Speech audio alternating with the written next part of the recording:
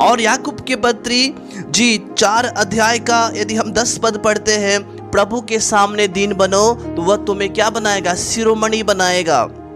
इसका मतलब परमेश्वर आपको ऊंचे स्तर पर बैठाएगा, ऊंचे स्तर पर रखेगा।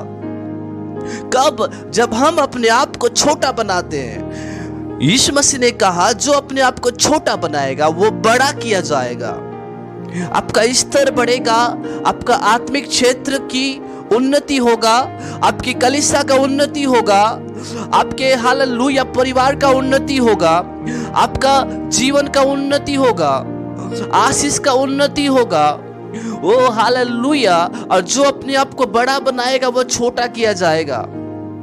मैं पास्टर हूं, मेरा ये पद है, बिल्डिंग है, गाड़ी है, मुझे ये वरदान है, मैं भविष्यवक्ता हूं, मैं नबी हूं, मैं सबसे बड़ा हूं।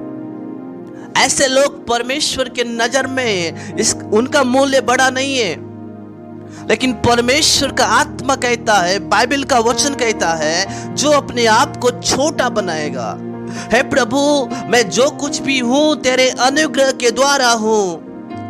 आज मैं जो कुछ भी कर रहा हूं मेरे द्वारा चिन्ह और चमत्कार हो रहे हैं। हे खुदा, है यीशु, तेरे ही अनुग्रह के द्वारा है। मैं कुछ भी नहीं हूं, मैं शून्य हूं।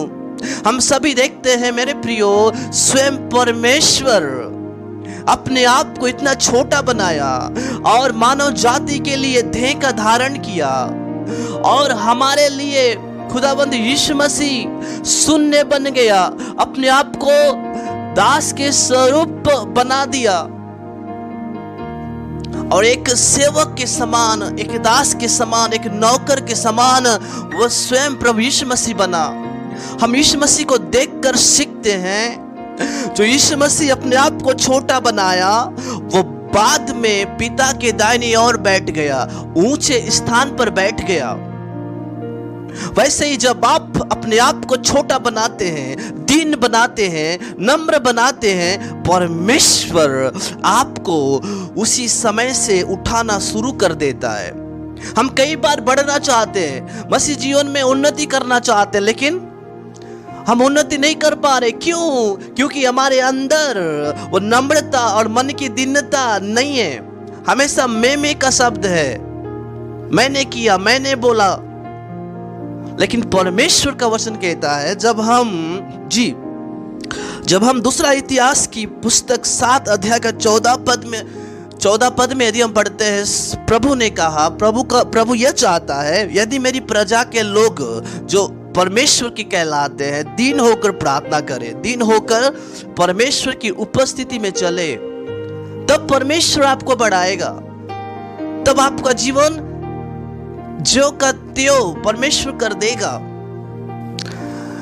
जब हम आयुब की पुस्तक 5 अध्याय का 11 पद पढ़ते हैं, लिखा है, नम्र लोगों को ऊंचे स्थान पर बैठाता है।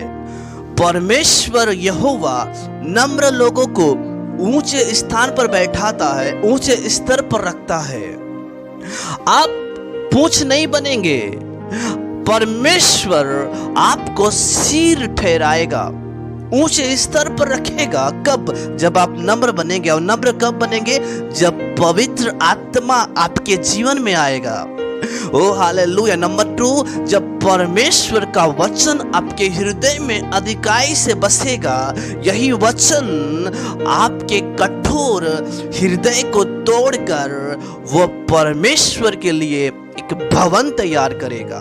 Glory to god, hallelujah. प्रभु यीशु मसीह की जय।